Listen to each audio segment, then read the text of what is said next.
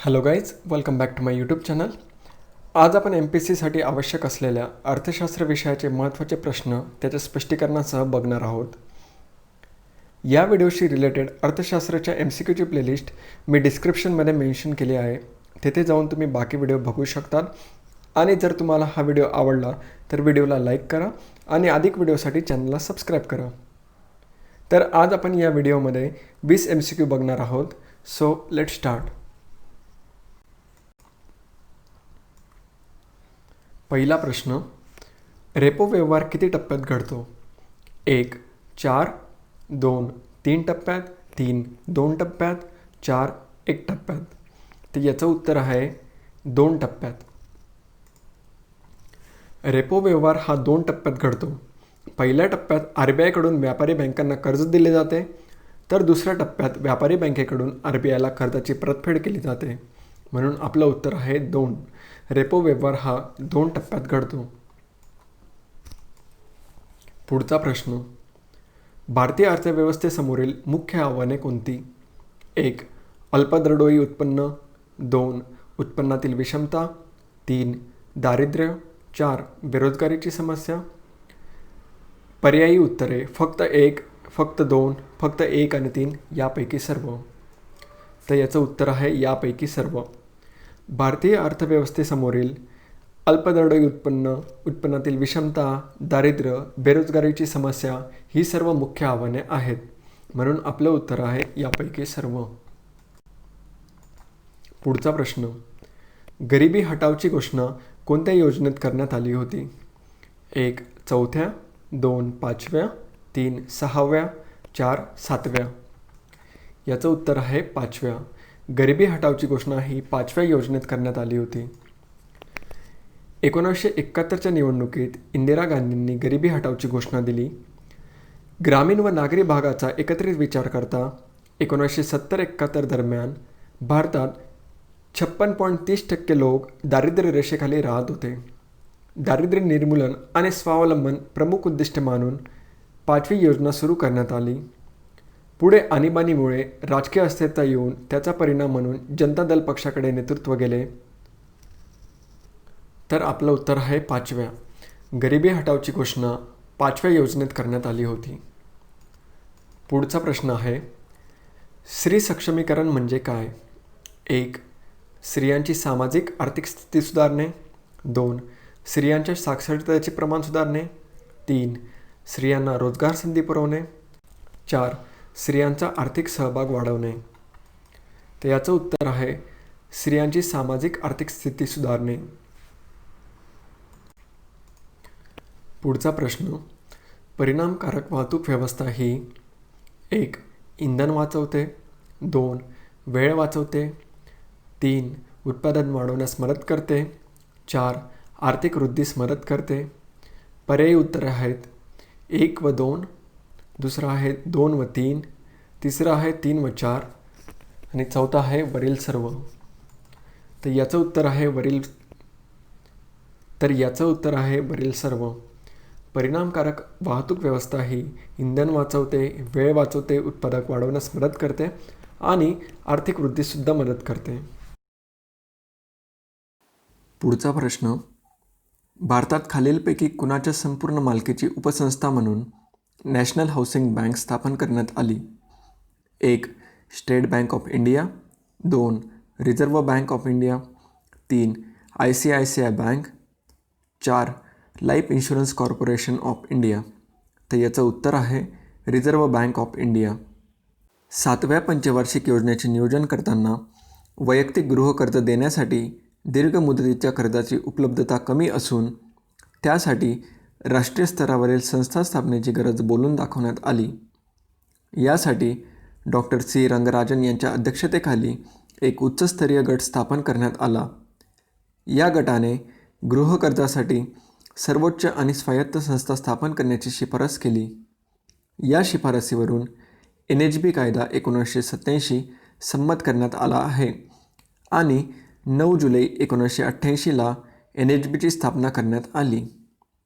NHB ही पूर्णपणे reserve बँकेच्या मालकीची बँक आहे. बँक गृहनिर्माण क्षेत्रात सर्वोच्च संस्था म्हणून कार्यरत असून गृहकर्ज देणाऱ्या वित्त संस्थांना ती पुनर्वित्त पुरवठा करते. त्यामुळे आपलं उत्तर आहे रिझर्व्ह बँक ऑफ इंडिया. पुढचा प्रश्न. रिझर्व्ह बँकेच्या संख्यात्मक पद्धतीत कशाचा समावेश होतो? 1. खुल्या बाजारातील कर्ज रोख्यांची खरेदी विक्री. 2. Bank rate. 3. राखीव निधीचे बदलते प्रमाण. 4. वरीलपैकी सर्व. तर याचं उत्तर आहे वरीलपैकी सर्व.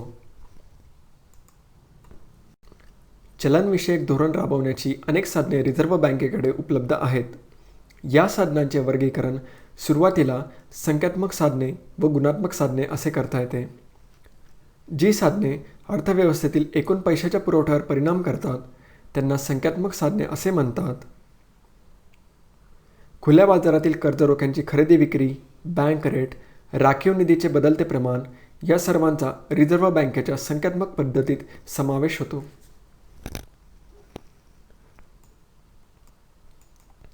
पुढचा प्रश्न.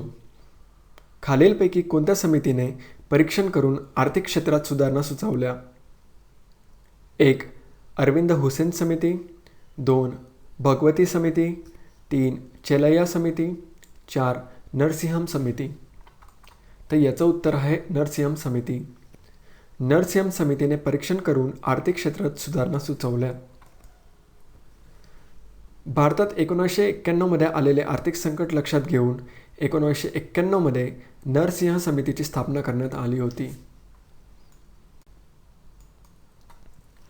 पुढचा प्रश्न. ठिबक सिंचन पद्धती अवलंबल्यास पाण्याची किती टक्के बचत होते? 1. 40 ते 50%. 2. 30 ते 60%. 3. 30 ते 40%. 4. 40 ते 70%. तर याचं उत्तर आहे 40 ते 70%. ठिबक सिंचन पद्धती अवलंबल्यास पाण्याची 40 ते 70% बचत होते. पुढचा प्रश्न. राज्य कृषी सहकार विपणन संघाने या हेतूने महत्त्वाची भूमिका पार पाडली आहे. अ. राज्यांतर्गत शेती उत्पादन व निर्यात व्यापारात चालना देणे. ब. डाळी आणि तेलबिया उत्पादनात किमान आधारभूत किमतीची हमी देणे. क. बागायती उत्पादनाच्या बाजार यंत्रणेत हस्तक्षेप करणे. ड. शेतकऱ्यांना पीक विमा योजना उपलब्ध करणे.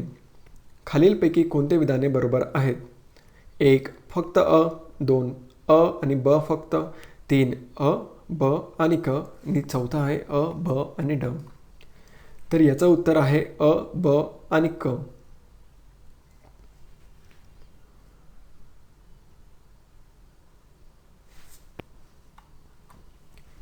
नाफेडने राज्यांतर्गत शेती उत्पादन व निर्यात व्यापारात चालना देणे, डाळी आणि तेलबिया उत्पादनात किमान आधारभूत किमतीची हमी देणे, बागायती उत्पादनाच्या बाजार यंत्रणेत हस्तक्षेप करणे या हेतूने महत्त्वाची भूमिका पार पाडली आहे.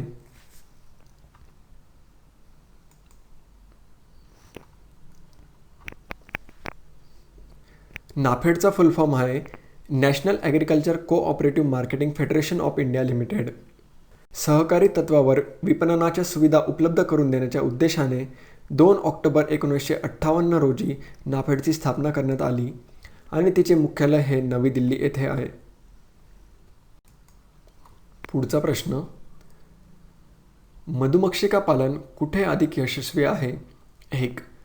फुलांची जैवविविधता जास्त आहे. 2. मधमाशा जास्त आहे. 3. तृणधान्य पिके जास्त आहे. 4. यापैकी नाही.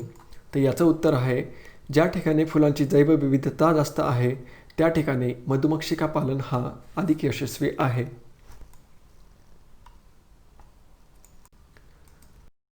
पुढचा प्रश्न. पुढील कर विचारात घ्या. अ. महामंडळ कर. ब. सीमाशुल्क. क. मालमत्ता कर. ड. अबकारी शुल्क. यापैकी अप्रत्यक्ष कर कोणते आहे? तर याचं उत्तर आहे सीमाशुल्क व अबकारी शुल्क. करांचे 2 प्रकारात वर्गीकरण केले गेले आहे. पहिला म्हणजे प्रत्यक्ष कर आणि दुसरा आहे अप्रत्यक्ष कर. प्रत्यक्ष करामध्ये वैयक्तिक आयकर, निगम कर म्हणजे महामंडळ कर, संपत्ती कर, मालमत्ता कर, देणगी कर, व्यवसाय कर यांचा समावेश होतो. तर अप्रत्यक्ष करामध्ये सीमाशुल्क किंवा अबकारी शुल्क आणि वस्तू व सेवा कर म्हणजे GST यांचा समावेश होतो. तर आपलं उत्तर आहे सीमाशुल्क व अबकारी शुल्क हे अप्रत्यक्ष कर आहेत. पुढचा प्रश्न, चुकीचा पर्याय ओळखा. राज्य सरकारांच्या वित्तावर देखरेख करण्याची जबाबदारी केंद्रीय वित्त मंत्रालयाची आहे. राज्यघटनेनुसार जर राज्याच्या नावावर केंद्र सरकारकडून घेतलेले कर्ज शिल्लक असेल तर राज्य सरकार केंद्र सरकारच्या परवानगीशिवाय बाजारातून कर्ज घेऊ शकत नाही. राज्यघटनेनुसार राज्य सरकारांना परकीय कर्ज देण्याची परवानगी आहे. पहिला आहे अ आणि ब, दुसरं आहे ब आणि क, तिसरं आहे अ आणि क आणि चौथा आहे फक्त क. यातला आपल्याला चुकीचा पर्याय ओळखायचा आहे. तर याच्यातला चुकीचा पर्याय आहे फक्त क. म्हणजे राज्यघटनेनुसार राज्य सरकार परकीय कर्ज देऊ शकत नाही. पुढचा प्रश्न आहे, केंद्र शासनाचा महसूल सर्वाधिक वेगाने वाढणारे कर कोणते आहे? 1. सेवा कर, 2. प्रमंडळ कर, 3. आयकर, 4. वरीलपैकी नाही. तर याचं उत्तर आहे सेवा कर. सेवा कर हा केंद्र शासनाचा महसूल सर्वाधिक वेगाने वाढवतो. पुढचा प्रश्न, जमिनीमध्ये पाणी कोणत्या ऊर्जेद्वारे शोषण करून साठवले जाते? 1.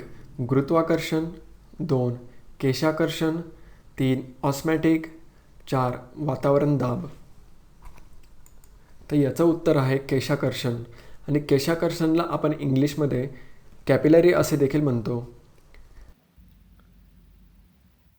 पुढचा प्रश्न, खालीलपैकी कोणते अप्रत्यक्ष कर आहेत? 1. आयकर किंवा उत्पन्न व खर्चावरील कर, 2. मालमत्ता कर किंवा भांडवली व मालमत्तेवरील कर, 3. वस्तूवरील कर किंवा वस्तू व सेवेवरील कर, 4. वरीलपैकी कोणतेही नाही. तर याचं उत्तर आहे वस्तूवरील कर किंवा वस्तू व सेवेवरील कर. वस्तू व सेवा करला आपण GST म्हणजे गुड्स अँड सर्व्हिस टॅक्स असे देखील म्हणतो. सीमाशुल्क व वस्तू आणि सेवा कर हे अप्रत्यक्ष करामध्ये येतात. सीमाशुल्कला आपण कस्टम ड्युटी असेही म्हणतो. पुढचा प्रश्न, भारतामध्ये सर्वप्रथम खालील राज्य सरकारतर्फे शून्याधारित अर्थसंकल्प मांडला. 1. महाराष्ट्र, 2. पश्चिम बंगाल, 3. केरळ, 4. मध्य प्रदेश. तर उत्तर आहे महाराष्ट्र. महाराष्ट्र सरकारने 27 ऑक्टोबर 1986ला विविध विभागांना किमान 80% खर्चाबाबत शून्याधारित संकल्पना वापरण्याच्या सूचना दिल्या होत्या. त्यामुळे महाराष्ट्र सरकारचा 1987-88चा अर्थसंकल्प शून्याधारित अर्थसंकल्प होता. महाराष्ट्रापाठोपाठ उत्तर प्रदेश, मध्य प्रदेश व राजस्थानमध्ये असे प्रयोग करण्यात आले. त्यामुळे आपलं उत्तर आहे महाराष्ट्र. पुढचा प्रश्न, जागतिक व्यापारी संघटनेची 10वी मंत्रिस्तरीय परिषद कुठे पार पडली? 1. नैरोबी, 2. जिनिव्हा, 3. बाली, 4. दोहा. तर उत्तर आहे नैरोबी. जागतिक व्यापारी संघटनेची 10वी मंत्रिस्तरीय परिषद 15 ते 19 डिसेंबर 2015च्या दरम्यान नैरोबी येथे पार पडली. नैरोबी ही केनियाची राजधानी आहे. त्यामुळे आपलं उत्तर आहे नैरोबी. पुढचा प्रश्न, हा खर्च केंद्र सरकारचा विकास खर्च नाही. 1. व्याज अदा करण्यासाठीचा खर्च, 2. सामाजिक सेवांवरील खर्च, 3. अनुदानावरील खर्च, 4. विकास उपक्रमांचा विस्तार खर्च. तर याचं उत्तर आहे व्याज अदा करण्यासाठीचा खर्च. व्याज अदा करण्यासाठीचा खर्च हा केंद्र सरकारचा विकास खर्चामध्ये येत नाही. पुढचा प्रश्न आहे, सर्वसाधारण भौतिक मालमत्ता अधिकार प्रकारांमध्ये कोणत्या अधिकारांचा समावेश होतो? अ. केवळ कॉपीराइट्स आणि पेटंट राईट्स, ब. केवळ पेटंट अँड ट्रेडमार्क राईट्स, क. केवळ ट्रेडमार्क आणि कॉपीराइट्स, ड. कॉपीराइट्स, पेटंट्स, इंडस्ट्रियल डिझाईन व ट्रेडमार्क राईट्स. तर उत्तर आहे कॉपीराइट्स, पेटंट्स, इंडस्ट्रियल डिझाईन व ट्रेडमार्क राईट्स.